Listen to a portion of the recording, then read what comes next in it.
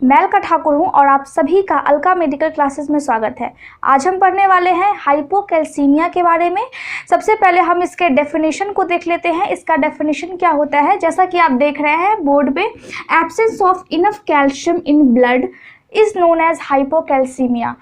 इसके नाम से ही आपको पता लग रहा होगा, हाइपो मीन्स लो और कैल्सीमिया मीन्स कैल्शियम, यानी कि ब्लड में जितनी अमाउंट कैल्शियम की होनी चाहिए उतनी नहीं होती है, उस कंडीशन को हम हाइपोकैल्सीमिया बोलते हैं।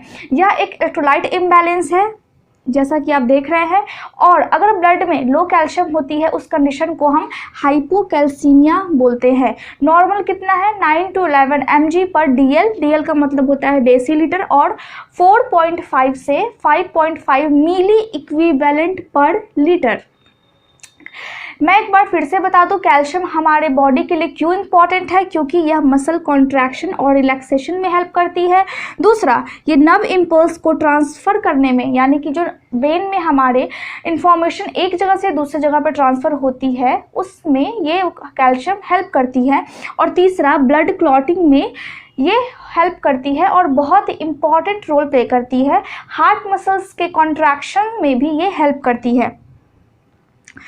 तो ये हो गई हमारी डेफिनेशन, और कैल्शियम का क्या इम्पोर्टेंट रोल है इस बारे में हमने पढ़ लिया है। चलिए अब हम ये जान लें कि क्या क्या कॉजेज़ है हाइपोकैल्सीमिया के, क्या कारण है। सबसे पहला कारण है under active parathyroid gland from disease और डैमेज ड्यूरिंग नेक सर्जरी, यानी कि अगर डिजीज़ के कारण या फिर नेक सर्जरी के दौरान किसी पेशेंट का अगर पैराथायरॉयड ग्लैंड डैमेज हो गई है तो उस कंडीशन में वो सही से काम नहीं करेगी, और जब सही से काम नहीं करेगी तो बॉडी में क्या होगा, पैराथायरॉयड हार्मोन सिक्रीट होती है इस ग्लैंड से, और वो हार्मोन क्या काम करती है, वो बॉडी में कैल्शियम का इंटेस्टाइन से रीएब्जॉर्प्शन करवाती है, यानी कि इंटेस्टाइन में जो भी फूड जाते हैं उनसे कैल्शियम रीएब्जॉर्ब होती है बॉडी में, किसके कारण, पैराथायरॉयड हार्मोन के कारण। दूसरा, किडनी में वो कैल्शियम को कंजर्व करके रखवाती है, रिटेंशन करके रखवाती है। पैराथायरॉयड ग्लैंड कहाँ पे प्रेजेंट होती है हमारे बॉडी में, ये आपकी लैरिंग्स हो गई, ठीक है, ये आपकी लैरिंग्स हो गई, और उसके बाद ये आपकी थायराइड ग्लैंड हो गई इस टाइप से निकली हुई, और ये डॉटेड वाली जो है वो आपकी पैराथायरॉयड ग्लैंड हो गई। ये डॉटेड वाली सारी ये पैराथायरॉयड ग्लैंड हो गई, इससे सिक्रीट होती है पैराथायरॉयड हार्मोन। और जब ये काम नहीं करेगी तो कैल्शियम का रीएब्जॉर्प्शन नहीं हो पाएगा इंटेस्टाइन से, या तो कैल्शियम ज़्यादा सिक्रीट हो जाएगी किडनी से, तो उस कंडीशन में बॉडी में कैल्शियम की कमी हो सकती है। दूसरा है हाइपोएल्बुमिनीमिया। हाइपोएल्बुमिनीमिया आप नेम से ही देख रहे हैं, हाइपो मीन्स लो और एल्बुमिनीमिया मीन्स एल्यूमिन की कमी। एल्बुमिन क्या है, एल्यूमिन एक प्रोटीन है जो कि लीवर प्रोड्यूस करती है, और एल्यूमिन किन कारणों से कम हो सकती है, या तो लीवर कम प्रोड्यूस करे या फिर किडनी ज़्यादा एक्सक्रीट कर दे यूरिन में। तो हाइपोएल्बुमिनीमिया में क्या होती है, जैसे ही एल्यूमिन कम होती है, कैल्शियम आयन हमेशा एल्यूमिन के साथ बाइंड रहती है ब्लड में, और वो अकेले नहीं रहती है। उस कंडीशन में ही क्या हो पाती है, एल्यूमिन के साथ अगर वो बाइंड होती है तो वो आयोनाइज्ड कैल्शियम कहलाती है, और उस कंडीशन में अगर एल्यूमिन कम हो जाए तो आयोनाइज्ड कैल्शियम भी कम हो जाएगी। जैसे ही आयोनाइज्ड कैल्शियम कम होगी वैसे ही बॉडी में कैल्शियम की अमाउंट कम हो जाएगी। तीसरा है हाइपरफॉस्फेटीमिया। हाइपरफॉस्फेटीमिया में, यानी कि फॉस्फेट, हाइपर मीन्स हाई और फॉस्फेटीमिया मीन्स फॉस्फेट की अमाउंट ज़्यादा हो गई है। फॉस्फेट और कैल्शियम को दोनों को कौन रेगुलेट करता है, दोनों को पैराथायरॉयड ग्लैंड में से निकला हुआ पैराथायरॉयड हार्मोन रेगुलेट करती है, और कैल्शियम और फॉस्फेट दोनों अपोजिट एक्ट करते हैं, यानी कि अगर ब्लड में कैल्शियम की अमाउंट कम होगी तो फॉस्फेट की अमाउंट ज़्यादा हो जाएगी, और अगर ब्लड में कैल्शियम की अमाउंट ज़्यादा होगी तो फॉस्फेट की अमाउंट कम हो जाएगी।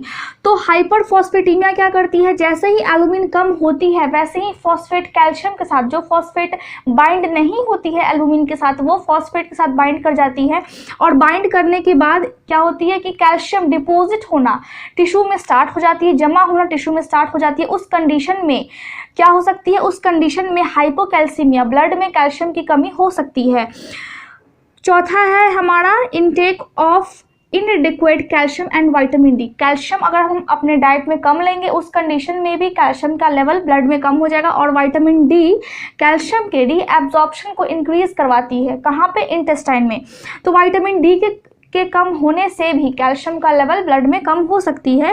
और कैल्शियम भी अगर हम नहीं लेंगे सही से अपने डाइट में तो उस कंडीशन में भी ब्लड में कैल्शियम का लेवल कम हो सकती है।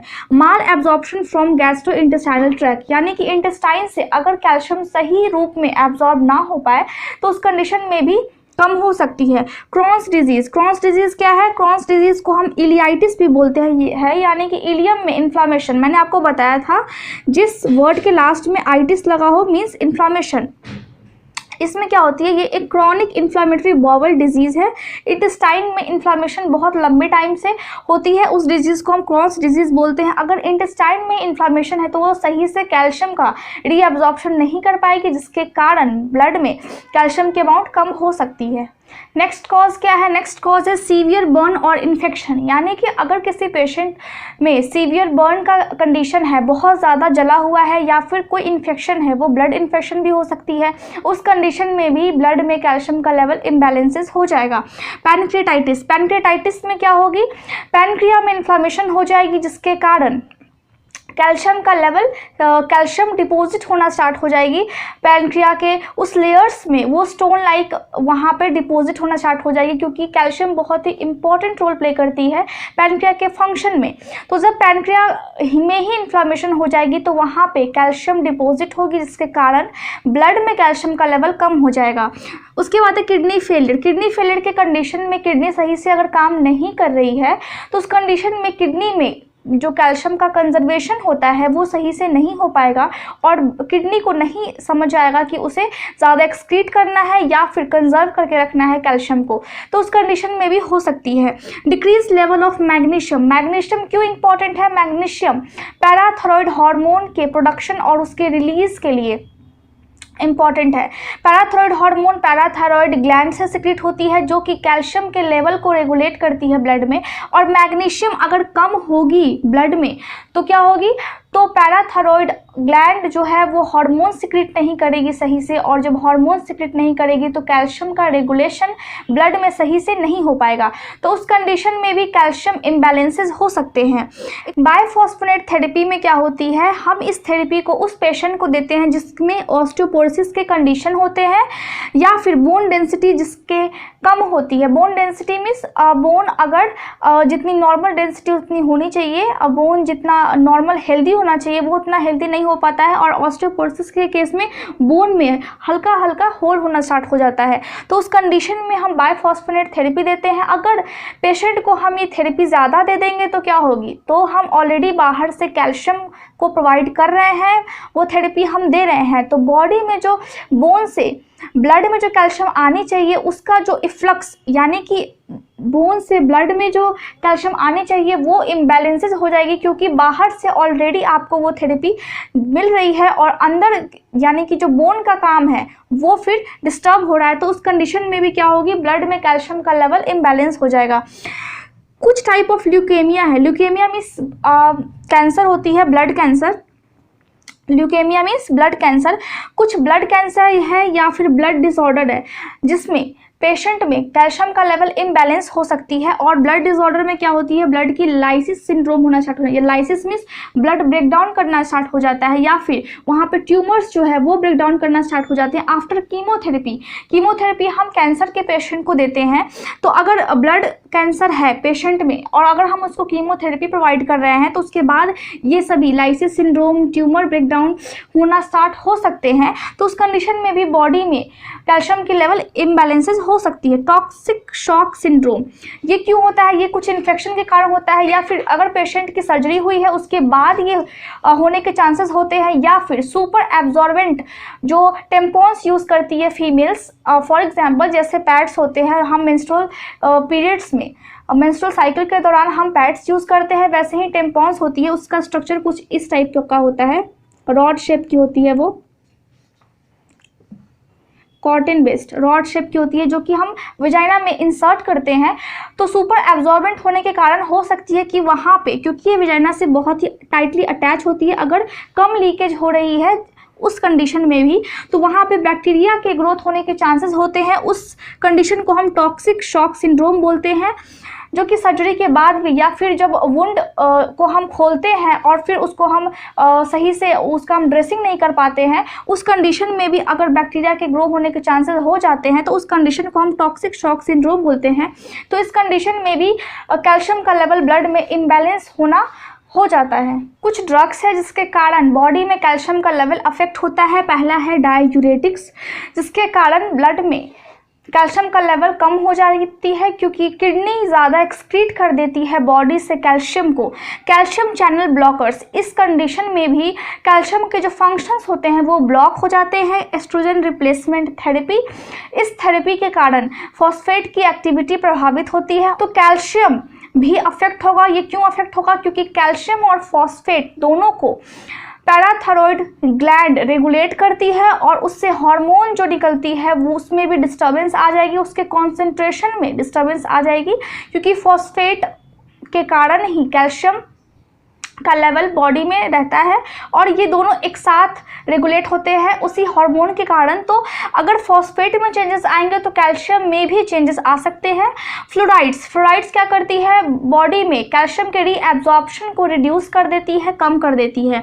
ग्लूकोज के कारण भी कैल्शियम का लेवल चेंज हो सकती है और इंसुलिन के कारण भी। इंसुलिन क्या करती है? इंसुलिन कैल्शियम के कारण ही इंसुलिन ब्लड में सिक्रीट होती है। अगर ब्लड में ज़्यादा सिक्रीट होगी इंसुलिन तो क्या होगी? कैल्शियम की अमाउंट कम हो जाएगी, क्योंकि और बोन से अगर कैल्शियम ब्लड में आती है तो उस कंडीशन में या तो ब्लड में कैल्शियम का अमाउंट ज़्यादा हो जाएगा, या अगर बोन से रिलीज नहीं हो पाए इंसुलिन के कॉन्सेंट्रेशन के अकॉर्डिंग तो ब्लड में कैल्शियम की कमी हो जाएगी। तो इस कंडीशन में भी कैल्शियम की कमी हो सकती है।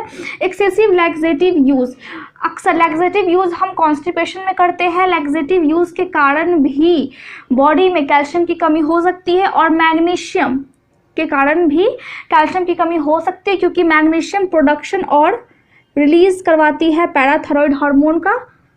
मैं यहाँ पे लिख देती हूँ, ये रिलीज करवाती है एंड प्रोडक्शन करवाती है किसका? पैराथायरॉयड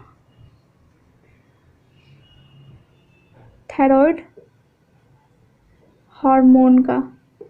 और ये क्या करती है? ये कैल्शियम और फॉस्फेट को रेगुलेट करती है। ये रेगुलेट करती है कैल्शियम और फॉस्फेट को ब्लड में। चलिए अब हम इसके क्लिनिकल मैनिफेस्टेशंस यानी कि साइन एंड सिम्टम्स को देख लेते हैं। एक हाइपोकैल्सीमिया के पेशेंट में क्या क्या सिम्टम्स आते हैं? पहला है एंग्जाइटी और इरिटेबिलिटी, उसको एंग्जाइटी होगी और इरिटेशन होगी। दूसरा है टेटनी, टेटनी में क्या होगी? मसल्स क्रैम्प्स होगी, मसल स्पाज्म होगी। Spasm means involuntary muscles contraction, उसके कॉन्ट्रैक्शन जो मसल्स में होंगे वो इनवॉलेंट्री होंगे, उसकी स्वेच्छा से नहीं होगी। ट्रेमर्स में झटके आएंगे, उसके मसल्स में ट्रेमर्स होंगे, झटके उसको लगेंगे। नमनेस एंड टिंजलिंग, नमनेस मीन्स कोई एरिया उसके लेग्स या फिर हैंड्स के सुन हो जाएंगे, वहाँ पे उसकी जो सेंसेशन होगी वो ख़त्म हो जाएगी। टिंजलिंग मीन्स उसको सेंसेशन होगी निडल्स एंड पिंस के, जैसे कोई उसको सुई चुभो रहा है, उस कंडीशन को हम पैरेस्थीसियाज बोलते हैं। इससे पहले वाले डिजीज़ में भी हमने ये कंडीशंस देखी थी। Increased and irregular heart rate, उसकी जो हार्ट रेट होगी वो इंक्रीज हो जाएगी और इरेगुलर होगी, या तो टैकीकार्डिया होगी अगर फास्ट होगी तो, या अगर हार्ट रेट स्लो होगी तो ब्रैडीकार्डिया होगी। उस पेशेंट का हाई ब्लड प्रेशर रहेगा, मेंटल स्टेटस उसके चेंज होते रहेंगे, यानी कि उसकी जो मूड है वो स्विंग्स करती रहेंगी। Hyper active deep tendon reflexes, tendon means क्या होती है? मसल्स जो बोन से कनेक्ट होते हैं, attached to bones,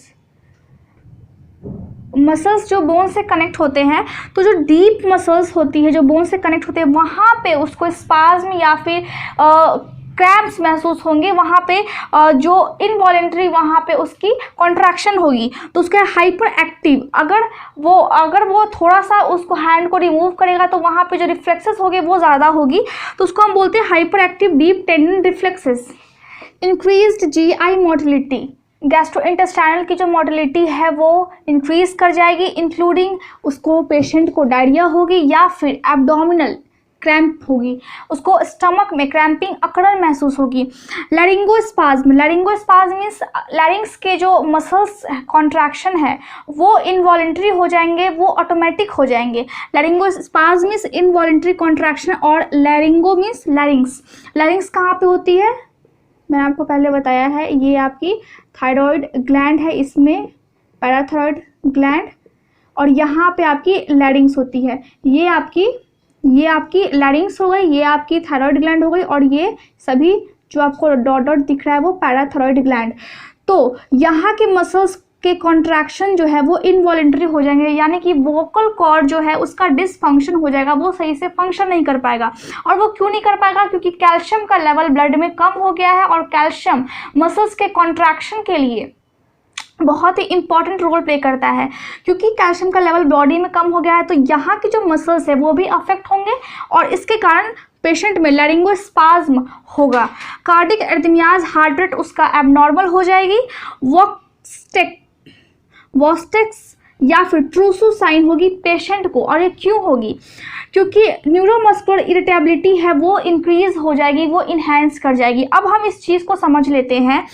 वॉस्टेक्स क्या है, वॉस्टेक्स मीन्स अगर आप किसी पेशेंट के फेस पर आप टैप करेंगे, यूं टैप करेंगे तो अभी जैसे कुछ भी नहीं हो रहा है, जैसे मैं चाह रही हूँ वैसे ही मैं बोल पा रही हूँ, लेकिन जिस पेशेंट में कैल्शियम की कमी है वहाँ पे आपको एक्स्ट्रा ही जो फेशियल एक्सप्रेशंस है वो ज़्यादा दिखेंगे। फॉर एग्जांपल अगर आप टैप करेंगे तो वो ज़्यादा फेशियल जो है वो इनवॉलेंट्री कॉन्ट्रैक्शन करने लगेंगे, उसके फेशियल जो मसल्स हैं वो सभी, उसको हम बोलते हैं वॉस्टेक्स साइन। और ट्रूसू साइन किसको बोलते हैं, फॉर एग्जाम्पल अगर हम बीपी लेते हैं किसी पेशेंट का, ठीक है, तो पेशेंट का बीपी लेने के दौरान जो प्रेशर हैंड में बनता है उस प्रेशर को अगर हम बहुत 3 मिनट तक कम से कम अगर हम छोड़ दें तो वो पेशेंट का जो हैंड है वो मैं आपको शो कर देती हूँ, वो जो हैंड है ये नॉर्मल है, और अगर हम इस पर प्रेशर बनाएंगे तो हम कम से कम 3 मिनट तक वेट करेंगे, पेशेंट का हैंड है वो नॉट ऑटोमेटिक कुछ पोस्चर में, फॉर एग्जाम्पल इस पोस्चर में आ जाएगा या फिर वो ऐसे सिकुड़ जाएगा, तो उस साइन को हम क्या बोलते हैं, ट्रूसू साइन बोलते हैं। इसका प्रोनाउंसिएशन है ट्रूसू और इसका प्रोनाउंसिएशन है वॉस्टेक्स। तो वॉस्टेक्स जो कि फेशियल एक्सप्रेशन ज़्यादा होंगे और वो इनवॉलेंट्री होंगे, लाइट अगर टैप भी करेंगे पेशेंट के फेस पे तो वो ज़्यादा आपको एक्सप्रेशंस देखने को मिलेंगे। और ट्रूसू साइन जिसमें अगर कैल्शियम का लेवल ब्लड में कम है तो प्रेशर बनाने के बाद हैंड में जो पोस्चर है वो चेंज होने लगेगा विदिन 3 मिनट्स। तो उस कंडीशन में क्या होती है, क्योंकि न्यूरोमस्कुलर ब्रेन में जो कैल्शियम है, ब्रेन में नर्व इम्पल्स में कैल्शियम बहुत ही इंपॉर्टेंट रोल प्ले करती है, और वहाँ पे कैल्शियम की कमी हो गई है, यानी कि न्यूरोमस्कुलर जो एक्टिविटी है वो अफेक्ट हो गई है, जिसके कारण आपको वॉस्टेक्स और ट्रूसू साइन देखने को पेशेंट में मिल सकते हैं ड्यू टू हाइपोकैल्सीमिया। हाइपोटेंशन होगी, ब्लड का प्रेशर लो हो जाएगा, क्यों, क्योंकि कैल्शियम इफ्लक्स डिक्रीज हो जाएगा। कैल्शियम इफ्लक्स क्या होता है, कैल्शियम इफ्लक्स मीन्स बोन में से कैल्शियम जो ब्लड में आती है उस कंडीशन को हम, उस प्रोसेस को हम कैल्शियम इफ्लक्स बोलते हैं। और क्योंकि ब्लड में कैल्शियम की कमी है तो बोन में से ब्लड में कैल्शियम बहुत कम आएगी, तो उस कंडीशन में क्या होगी, ब्लड का प्रेशर है वो कम हो जाएगा। ड्राई स्किन कोर्स हो जाएगी, पेशेंट में स्किन ड्राइनेस की प्रॉब्लम आएगी, हाइपर पिगमेंटेशन की प्रॉब्लम आएगी, जो दाग हो जाते हैं, डॉट डॉट जो फेस पे हो जाते हैं, अक्सर ये वुमेन्स को होती है। डर्मेटाइटिस यानी कि डर्मिस लेयर कहाँ पे होती है, हमारे स्किन में डर्मिस लेयर में इन्फ्लेमेशन हो जाएगी।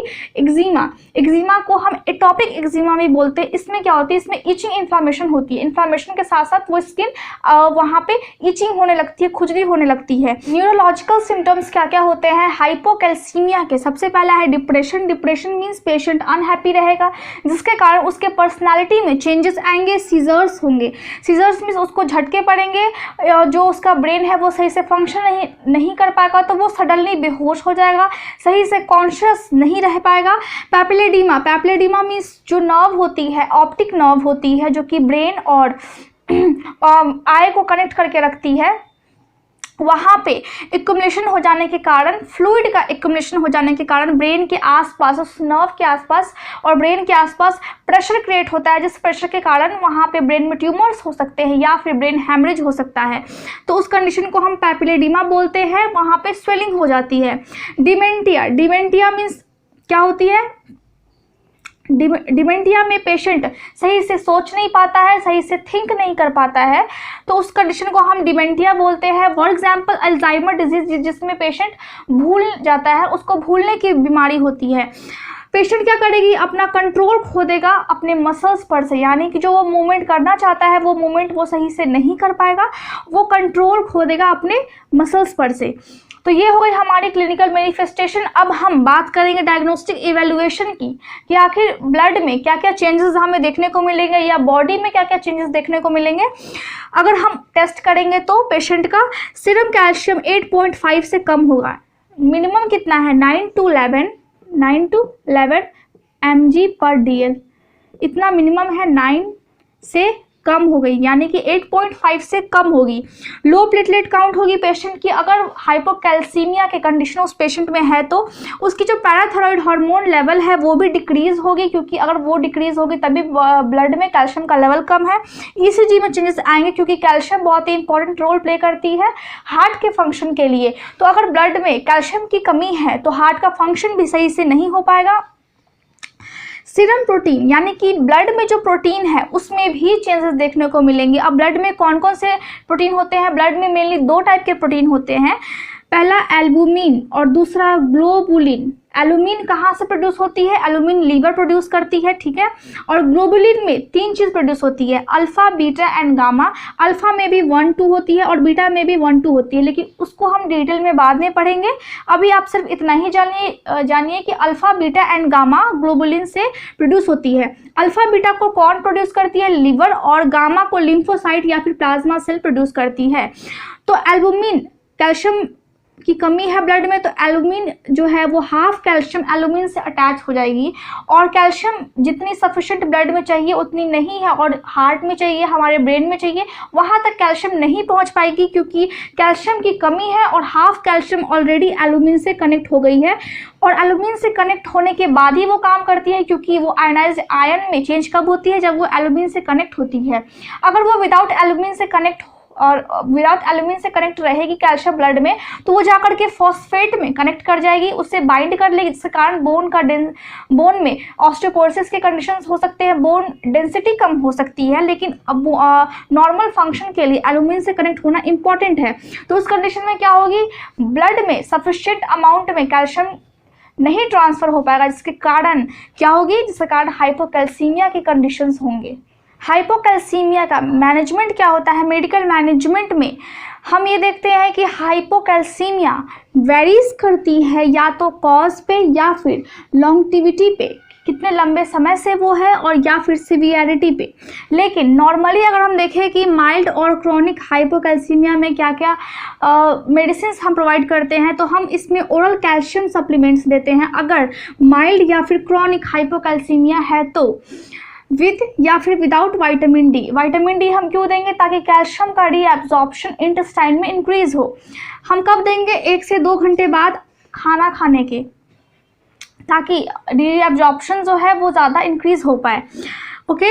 उसके बाद है पेशेंट में अगर एक्यूट या फिर सीवियर हाइपोकैल्सीमिया है। एक्यूट मीन्स बहुत ही सडनली कैल्शियम की कमी आ गई है, या फिर बहुत ही सीवियर हाइपोकैल्सीमिया हो गया है पेशेंट को, तो हम इंट्रावेनसली कैल्शियम ग्लूकोनेट देंगे। कैल्शियम ग्लूकोनेट क्यों देंगे? किस कंडीशन में देंगे? अगर पेशेंट को मसल्स क्रैम्प्स हो रहे हैं, या फिर मसल्स में स्पाज्म हो रहा है, या फिर नर्व्स वीकनेस, या कि ब्रेन में कुछ डिसफंक्शन हो रहा है, उस कंडीशन में। या कैल्शियम क्लोराइड देंगे किस कंडीशन में? कार्डियक अरेस्ट के कंडीशन में। अगर हार्ट ऑलरेडी पूरा फंक्शन करना बंद कर चुका है तो उस कंडीशन में हम कैल्शियम क्लोराइड देंगे। और मसल्स क्रैम्प्स, स्पाज्म या फिर नर्व्स में वीकनेस हो रही है तो उस कंडीशन में हम कैल्शियम ग्लूकोनेट देंगे पेशेंट को। कैसे देंगे? इंट्रावेनसली देंगे। कैल्शियम कार्बोनेट हम कब यूज़ करेंगे? Initial stage. अगर हाइपोकैल्सीमिया का इनिशियल स्टेज है किसी पेशेंट में, अभी स्टार्टिंग ही हुआ है, कैल्शियम का लेवल कम होना ब्लड में, तो उस कंडीशन में हम कैल्शियम कार्बोनेट देंगे। इसकी डोजेस क्या है, तो कैल्शियम कार्बोनेट को हम ऑस कैल भी लिखते हैं और 250 या फिर 5 mg का ये होता है। और हम पेशेंट को 1 से 2 ग्राम 1 से 2 ग्राम पीओ मीन्स बाई माउथ और टेट मीन्स 3 टाइम, मुंह से 3 टाइम हम पेशेंट को बोलेंगे कि 1 से 2 ग्राम वो इनटेक करे ओरल सप्लीमेंट्स कैल्शियम कार्बोनेट को। उसके बाद हम पेशेंट को विटामिन डी प्रोवाइड करेंगे। विटामिन डी में कौन सा मेडिसिन है, कैल्सिट्रियोल 0.2 से 0.5 मग पर कैप्सूल्स होती है। अगर सीरियल विटामिन डिफिशियंसी है तब हम कैल्सिट्रियोल को देंगे, वरना हम नॉर्मली उसको बोलेंगे कि कैल्शियम कार्बोनेट वो ओरल सप्लीमेंट्स के रूप में ले। उसके बाद हम पेशेंट को बोलेंगे कि वो मिल्क प्रोडक्ट यूज़ करे ज़्यादा और फिर वो डेयरी प्रोडक्ट को यूज़ करे ताकि कैल्शियम का लेवल जो है उसके ब्लड में वो अच्छे से मेंटेन हो पाए। इस तरह से हम मेडिकल मैनेजमेंट करेंगे हाइपोकैल्सीमिया का। आज के लिए बस इतना ही। अगर आप लोगों को कोई भी कन्फ्यूजन है तो आप कमेंट करके ज़रूर बताएं और अगले वीडियो में हम हाइपरकैल्सीमिया के बारे में पढ़ेंगे जिसमें कैल्शियम का लेवल ब्लड में ज़्यादा हो जाती है। Thank you so much for watching my video.